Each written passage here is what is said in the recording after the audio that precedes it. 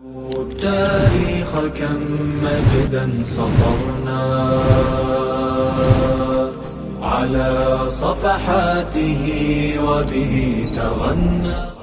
الحمد لله تو دسی یو سمینار کې و در اوایل جا دارد که از نهاد الكلمات التحقيقية ما ركعنا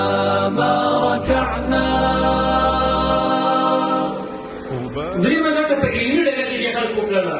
اروپایانو یا صلیبیانو چې کله اسلامي ملکونو باندې حمله وکړله، هلته دوی خپل پوه کسان وګمارل او د مسلمانانو نه خط زده کړ، د مسلمانانو نه علم زده کړ، د مسلمانانو نه دنیا د نقشې زده کړلې، د مسلمانانو نه دنیا اقتصادي بندرونه او دغه چې اقتصادي بارډرونه چې کوم دي، سرحدونه چې کوم دي، دا یې وپېژندل او په دې باندې خلکو کار وکړ او دې کار دې خوارۍ فرضیې د هغه په دې باندې وځوانېدل چې بېرته دا خپلې ټولې حربې دا د اسلامي امت خلاف باندې وکاروي تر څو اسلامي امت کمزوری کړي.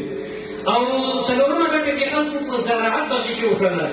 په زراعت کې د خلکو له اندلس نه او دغسې نور اسلامي نړۍ نه مختلف تخمونه واخیستل او د مختلفو نیالګیو دغه نمونې دا نظام سره غربي نړۍ ته یوړلې. هلته دوی خپل زراعت په دې شکل باندې عیار کړ که دا اوس هم سړی مطالعه وکړي د غربي نړۍ زراعت دا د اسلامي نړۍ له زراعت نه مستوي ده. ګر چې خاوره دې موږ ښه خاوره ده، آب و هوا دې موږ پیښه ده، لکن دوی د خپل زراعت دا مسلکي یې کړ، دا علمي یې کړ، بیا په عمل کې دا پیاده کړ.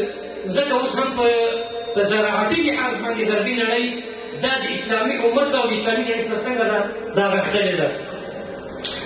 درېیمه بهرنی لامل چې د امت ونه وځوېده هغه اروپایي استعمار و.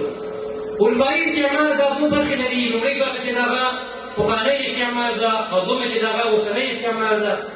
پخواني استعمار چې کله اروپایي استعمار دوی دوه کار وکړل. یو کار یې دا وکړ چې د اسلامي امت او د اسلامي نړۍ دا چې خلکو محاصره کړله او دغه محاصرې بیا وخت سره دوام وکړ تر دې چې اوس د اسلامي نړۍ اکثره ممالک د دوی په کنټرول دوی په واک کې. دوم کار چې د معاصره یا پخواني اروپایي استعمار ته هغه دا و چې دوی خلکو په ځمکه کې چې کومه نقشه وه دغه نقشه په دقیقه توګه مطالعه کړله او دې په مطالعې په نتیجه کې د خلکو د دنیا بحرونه وپېژندل. هغه تجارتي بحري لارې چې وخت په اسلامي نړۍ له دې نه تغذیه کېدله د دې په خلاف یې نورې لارې ایجاد کړلې. هماغه چې د اطلس د بحر او د هند د بحر د لارې غربیانو له غرب نه راغله تر هنده پورې او د اسلامي د بحري تجارتي لارو په خلاف یې نورې لارې ایجاد کړلې. دې خلکو په اقتصادي لحاظ باندې فکر کول د اسلامي امت دا نور هم کمزوری کړي. په دوهمه معاصر اروپایي استعمار ده.